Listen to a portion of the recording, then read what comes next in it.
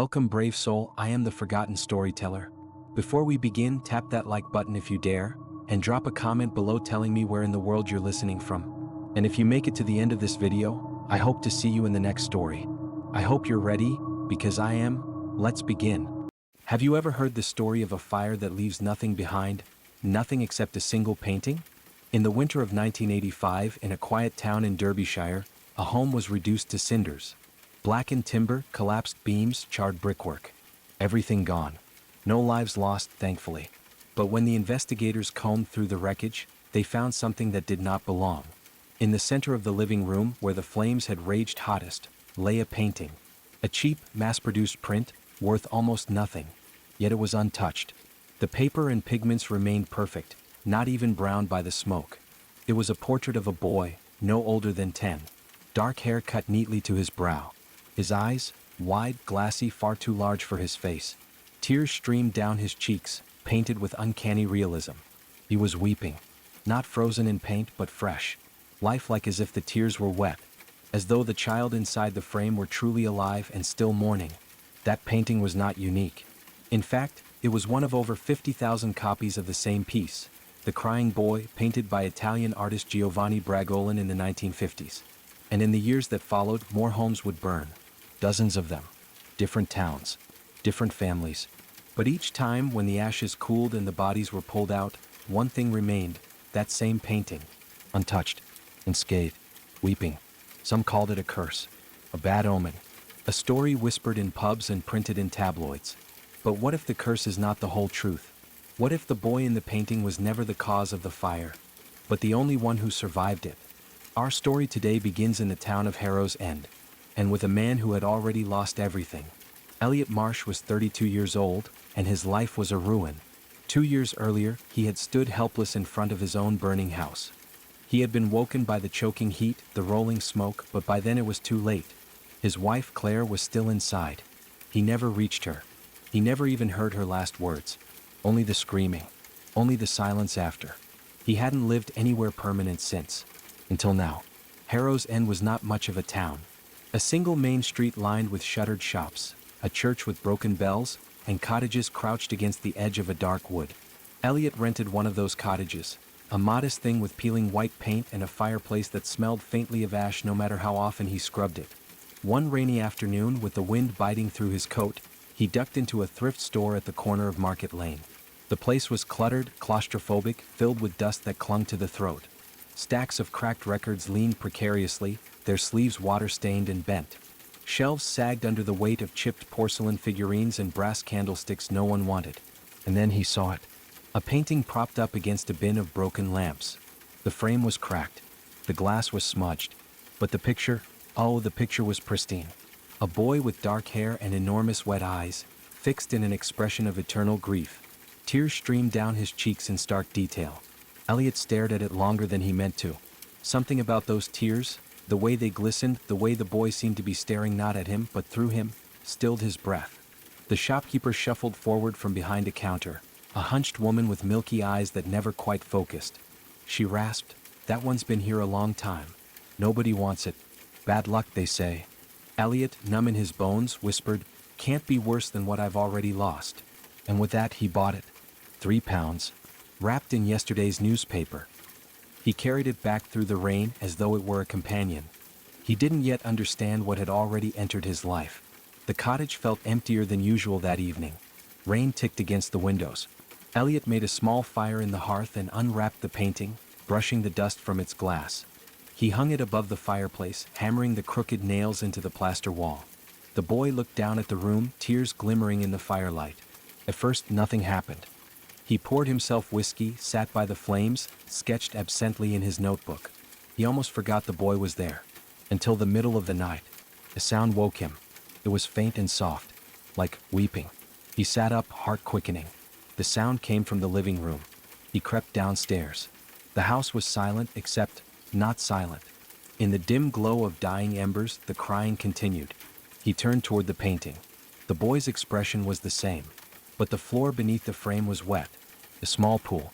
Elliot touched the canvas. His fingers came away damp, but not with water. It was thicker. He wiped it clean, stared at his wet fingers in disbelief. But when he checked again, the painting was dry. The next morning, there was no trace of moisture at all. Had it been a dream? The dreams began soon after. Elliot saw flames consuming walls, climbing like living hands. He heard Claire screaming, her voice ragged, burning in his skull. The fire moved toward him, greedy, alive. He woke drenched in sweat, the scent of smoke seared into his nostrils. One morning he found something new. On the wall beside the painting was a handprint. It was blackened and charred. 5 long fingers pressed into plaster. No source, no heat, just the mark. His skin prickled. That afternoon he sat at his desk, searching. And he found it. The stories, the legends, reports of the crying boy painting. Houses burned down, the picture always left untouched. He laughed nervously, shaking his head. Urban legend surely. Tabloid trash. Yet, when he looked again at the boy's face, something was different. In the background, a detail he hadn't noticed before. The shape. It was quite faint. A man standing just behind the boy's shoulder. A tall figure, long coat, face blurred into shadow. Had that always been there? That night the crying was louder. A sound like muffled sobs, echoing through the cottage. And as Elliot turned to leave the room, the boy's eyes followed him. He was not alone in the painting anymore. The unease grew unbearable. Elliot needed to know. He dug into archives, library records, old newspaper clippings. And there he found the name, Giovanni Bragolin, an Italian artist, known for painting sorrowful children in the 1950s. More than 20 versions, all the same theme, children crying. But one boy appeared again and again. The same face, always weeping. Whispers in Italian newspapers claimed Bragolin used orphans as models. Starving children pulled from war-torn streets. But one article described something darker. In 1957, a fire tore through Bragolin's studio. The attic above housed 3 children who lived with him. They died in the flames. Bragolin survived. And when the ashes were sifted, only one thing remained intact. A painting. A crying boy. Its surface was wet. Rumors spread. Some said the boy was Luca, Bragolin's own son, who had perished in a fire years before. The artist, consumed by grief, painted his son again and again, desperate to bring him back. But grief is not pure. Grief is a door. Something answered him through the canvas. The more Elliot stared at the painting, the more the figure in the background came into focus. It was not an accident of brushstrokes, not a trick of shadow. It was a man. A tall figure draped in a long coat, head bent low as though whispering into the boy's ear. At first, the man's face was blurred, but over days the haze sharpened. A hollow outline of cheekbones, empty sockets where eyes should be. A mouth stretched into something between a scream and a smile. Then came the night when the painting changed. The boy's tears ran black. His lips parted in a silent scream. And the figure, the shadow, had taken a step forward. Just 1 inch closer. Elliot snapped a photograph, his hands trembling. But when he looked at the picture on his phone, the shadow was gone. The boy alone. Except, his eyes were no longer fixed downwards. They were staring directly into the lens. Directly at him. He tried to remove the painting. He dug his nails into the frame, tugged, strained, sweat dripping down his brow. But the frame would not move. The nails had fused into the wall as if welded. That night, Elliot dreamed of a child standing in a burning room, screaming, reaching out. But the father who should have been there was not Bragolin. It was him. Elliot woke gasping. The smell of kerosene stung his nose. On the floor beneath the painting lay a puddle, clear and oily. It was not water, not tears. It was a fuel of some kind. Something wanted him to burn. Desperate, Elliot called the church. Father Malloy arrived the following evening. A frail man in his 70s with eyes clouded not by blindness, but by too many things he had seen. He studied the painting in silence for a long while before speaking. "I've heard of this," he murmured. "I had hoped never to see one myself." He sprinkled holy water, whispered Latin prayers, pressed a crucifix to the frame. But the boy's face did not flinch. His tears continued to glisten. That night, after Malloy left, Elliot was woken by the crackle of fire. He stumbled to the kitchen. Flames bloomed from the sink, spreading unnaturally across metal and porcelain. He smothered it with a blanket, choking on the smoke. No source, no spark, just fire, born of nothing. He called Malloy again, begging for answers. The priest returned the next morning, his expression grave. "You must understand," Malloy said softly, "this painting is not cursed. It is worse than cursed." Elliot's throat tightened. What do you mean? The boy is not the danger. The boy is the vessel. Just a lure. Behind him, something waits. And Malloy told the story. A story of Bragolin who in his grief painted not his son but a door. His brushstrokes pulled at something that should never have been pulled. A legend older than the artist, older than the boy, older than any fire. They called him the Fire Father. In the 19th century there had been a man, a pyromaniac, a killer. He burned homes with families still inside, watching their screams curl into the night. He believed flame was purity, cleansing the filth of the world. He was executed, burned alive, but not before he whispered a curse. Let the flames live on in the eyes of the innocent. Malloy's voice trembled. Bragolin, blinded by grief, painted that curse into form. The boy's sorrow became the key. The Fire Father waits behind him, feeding. Every house that burns, every life taken, strengthens him. Elliot shook his head. You're telling me a painting? But before he could finish, the sound came. A voice.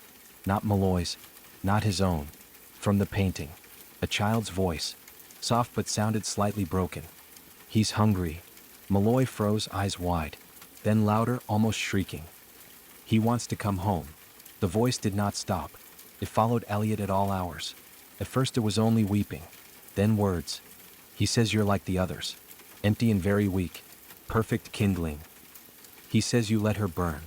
Elliot clenched his head, shouting into the empty cottage. No. I tried my best. I was asleep. I couldn't. But the voice of the boy cut through his protest. He says you're lying. You wanted the fire. You wanted to be free. Elliot fell to his knees. Tears streaked his face. His heart cracked open. I loved her. I never wanted her to die. The boy only whispered, he says you'll burn just the same. In desperation, Elliot hurled a blanket over the painting. But in the morning, the blanket was gone, folded neatly at the foot of his bed.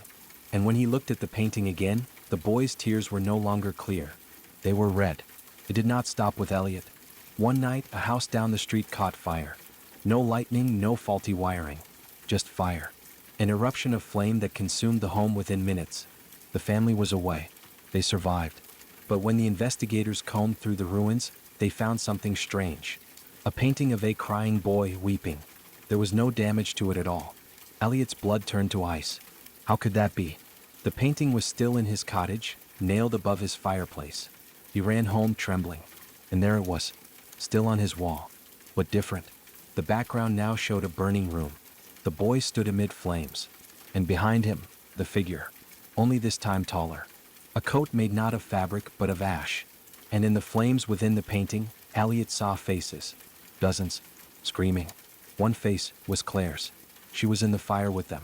Elliot searched again. He combed digital archives, university records, forgotten journals, and he found Bragolin's final words. A diary. The artist had written, I thought I was painting my son back to life. But it is not Luca who stares back at me. It is hunger, a lure, a shadow. The Fire Father feeds on grief, on guilt, on sorrow and flame. And I gave him 1,000 doors. The only way to close the door is with fire freely given. A soul willing to burn alive to seal the gate. Only then will the boy rest. Only then will the Fire Father be starved. Elliot closed the laptop with shaking hands. It was clear now. The painting did not simply survive fires. It demanded them. And it had chosen him as its fuel. And Elliot Marsh decided he would give it what it wanted. He poured kerosene across the living room floor. Soaked the curtains, the sofa, the rugs. The smell filled the air, acrid and dizzying. He placed a chair in front of the fireplace, directly beneath the boy's weeping face. And he sat. The boy's eyes were wide. His tears rolled scarlet. And behind him, the shadow pressed closer against the canvas, its body straining against the thin barrier of paint and glass. The air grew thick and hot. Not with fire, but with presence. The boy whispered, his voice breaking, You don't have to.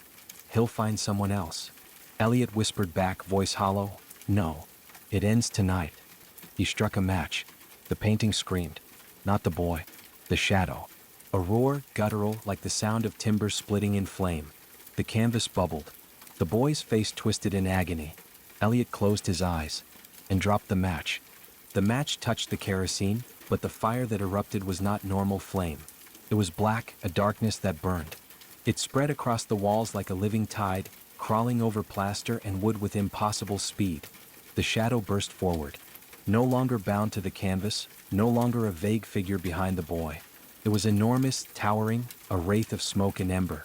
A long coat of ash fluttered as if in some unseen wind, its eyeless sockets burning with coal-red light. The Fire Father had come. The house shook as though in an earthquake. Windows shattered. The very air was devoured. Elliot should have run. Should have begged. Should have screamed. But he didn't. He stood in the center of the room, arms spread wide, eyes filled not with fear, but acceptance. The Fire Father leaned close, a hiss like dry wood igniting filling the room. His voice was not a voice but the roar of infernos. "You are mine." And then silence. A smaller voice. The boy's. Clear, mournful, filled with sorrow. "No, he's not afraid. You can't feed on him. Not like this." The Fire Father faltered. The roar broke into a shriek, shrill and unnatural, like nails dragging across burning glass. The boy's tears glowed. The canvas behind the monster blazed red, pulling, sucking, reversing the flow. The black flames bent backward, streaming back into the painting.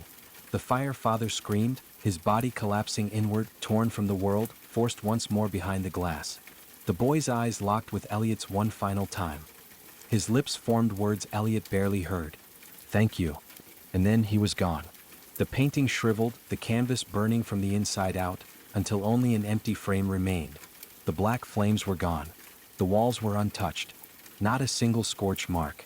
The cottage was silent. Elliot collapsed. He had not burned. He had not died. But the boy was gone. Elliot survived. Against all reason, all expectation, he lived. He left Harrow's End soon after. Sold what little he owned. Moved away. Tried, somehow, to start again. And for a time there was peace. But 1 year later, in a flea market in Glasgow, a woman found something curious among the clutter of discarded antiques. An old cheap painting in a frame cracked with age. A boy with dark hair. Wide glassy eyes.